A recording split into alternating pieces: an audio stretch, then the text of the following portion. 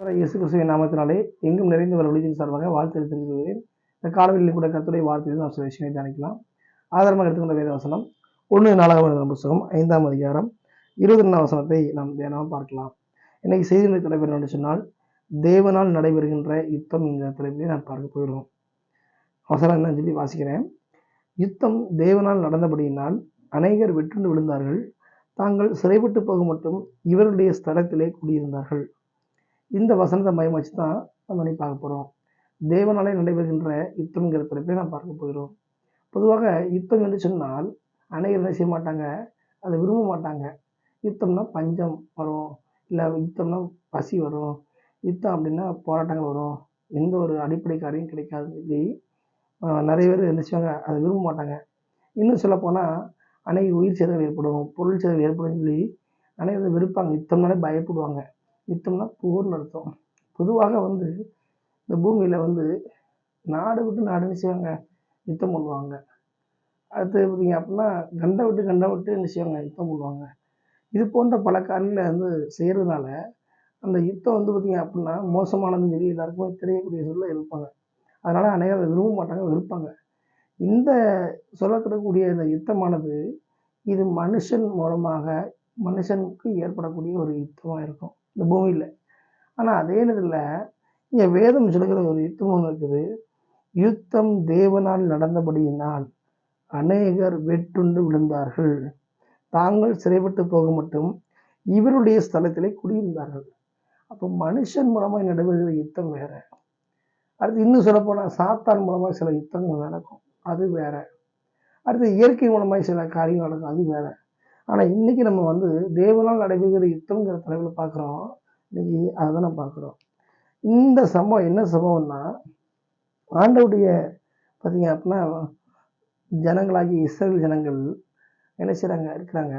அவங்க ராஜாக்கள் காலத்துக்கு பிற்பாடு அவங்க சந்ததிகளாக பெருக துவங்குறாங்க. பெருக துவங்கி கோத்திரமாக அப்படி பிரிஞ்சு போகிறாங்க. அதில் குறிப்பாக காத் புத்திரம், ரூபன் புத்திரர், அடுத்து மனாசேயின் பாதி கோத்திரத்தார் அப்படின்னு சொல்லி இந்த 3 விதமான பேரில் உள்ள இந்த மக்கள் என்ன செய்கிறாங்கன்னா, அவங்க யுத்தம் செய்யறதுக்காக பழக்கப்பட்டு அவங்க எதிரிகளோட என்ன செய்கிறாங்க, போகிறாங்க. போகும்போது தேவனை நோக்கி அவங்க கூப்பிட்டு அப்படியே அபயமிடுறாங்க. தேவன் மேல் முழு நம்பிக்கை வைக்கிறாங்க.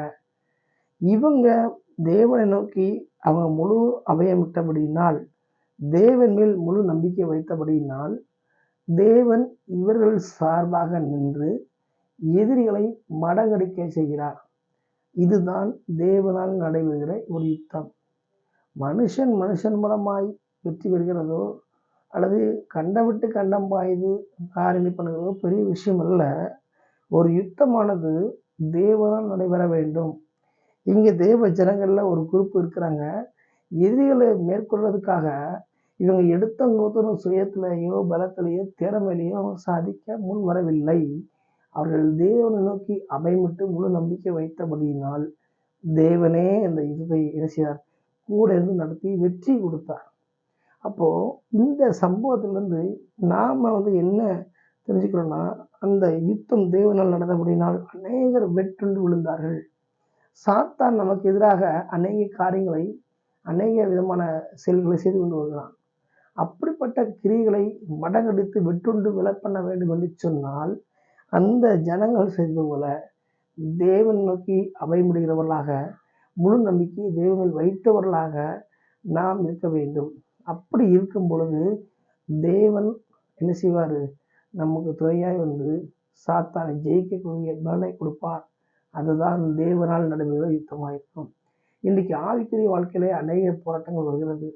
அது மாத்திரமல்ல, சபை ரீதியாக வருகிறது, ஊழிய ரீதியாக வருகிறது, குடும்ப ரீதியாக வருகிறது, தனிப்பட்ட ரீதியாக வருகிறது, உறவு ரீதியாக வருகிறது. அத்தனை போராட்டங்களும் எப்படி பார்க்கப்படுகிறதுனா அது ஒரு வகையான யுத்தம். இப்படிப்பட்ட இந்த யுத்தம் எல்லாமே பார்த்தீங்கன்னா தேவனால் நடைபெறக்கூடியதாக இருக்க வேண்டும். அப்படி இருக்குமானால் தேவன் துணையோடு அதை நாம் ஜெயிக்க முடியும். இன்னைக்கு நம்ம நிறைய காரியங்களில் தோத்து போகிறோம். காரணம், தேவனால் நடக்கக்கூடிய காரியமும் அது இல்லை, தேவன் துணையாக இல்லை. தேவனால் நடைபெறும் யுத்தம் என்ன அர்த்தம், தேவன் துணையாக இருந்து செயல்படக்கூடிய ஒரு அனுபவம்னு அர்த்தம். அப்படிப்பட்ட ஒரு அனுபவத்தை நாம் வாழ்க்கையில் பெற்றிருந்தால் அது தேவனால் நடைபெறுகிற யுத்தமாகவும் நமக்கு ஜெயத்தை கொடுக்கிற யுத்தமாக என்ன செய்யும் எண்ணப்படும். இந்த மனசையின் பாதி கோத்திரத்தாரும் காத் கோத்திரத்தாரும் ரூபன் புத்திரரிலும் சில ஜனங்கள் யுத்தத்துக்கு பழகப்பட்டாலும் கூட அவர்கள் திறமையை நம்பவில்லை, அவர்கள் சொந்த மூளையை நம்பவில்லை, புத்தியை சார்ந்திருக்கவில்லை, தேவனுக்கு அவை மட்டும் முழு நம்பிக்கை வைத்திருந்தார்கள். அப்போ ஒரு யுத்தத்துக்கு என்னென்ன காரியம் திறமைகள் இருந்தா கூட தேவனால் நடைபெறுகிற யுத்தம் அப்படின்னா தேவனை துணைக்கு அழைக்கக்கூடிய அனுபவம். என்னதான் இருந்தாலும் தேவனே நீங்க வாங்கன்னு சொல்கிற அனுபவம். அப்படி அழைக்கக்கூடிய அந்த அனுபவத்துல தான் தேவன் உதவி செய்ய வருவார். அவர் உதவி செய்ய மட்டும் வந்தா போதும், தேவனே முன்னின்று நடத்துவார். அப்போ நீங்க நம்ம வாழ்க்கையில ஊழியமா இருக்கலாம், வேலையா இருக்கலாம், தனிப்பட்ட காரியமா இருக்கலாம், அநேக விஷயங்கள் ஜெயம் பெற முடியலன்னா என்ன காரணம்னா நம்ம தேவனை அழைக்கவில்லை, அழைக்க வேண்டிய பிரகாரமாய் அழைக்கவில்லை. அப்படிப்பட்ட ஒரு சூழல் இருப்போமானால் இன்னைக்கு அதை மாற்றி தேவனை உதவிக்கு அழைக்கும் பொழுது அந்த தேவனால் நடைபெறுகிற யுத்தமாகவும் ஜெயத்தை கொடுக்கிற காரியமும் அமையும். அப்படி அமையும் பொழுது நமக்கு எதிராக எல்லா சத்துருவின் காரியங்களும் ஆண்டவர் வெட்டுண்டு விழ வைப்பார். ஆகவே இந்த செய்தி கேட்கிற ஒவ்வொரு தேவ ஜனங்களும் தேவ பிள்ளைகளும் வாலிப சகோதர சகோதரிகளை தெரிந்து கொள்ளக்கூடிய ஒரு விஷயம் நினச்சுன்னா வாழ்க்கையில் அநேக காரியங்கள் நடக்கும். அதெல்லாம் தூக்கி போட்டு எல்லாத்தையும் விட்டுட்டு தேவனே நமக்கு உதவி செய்யக்கூடிய ஒரு காரியம்தான் யுத்தம். தேவனால் நடைபெறுகிற யுத்தத்துக்கு நம்மை ஒப்பு கொடுத்து ஆயத்தப்படுத்துவோம். தேவனுடைய உதவியோடு ஜெயத்தை பெறுவோம் என்று சொல்லி எங்கும் நிறைந்தவர் ஊழியங்கள் உங்களை வாழ்த்துகிறது. ஆமென்.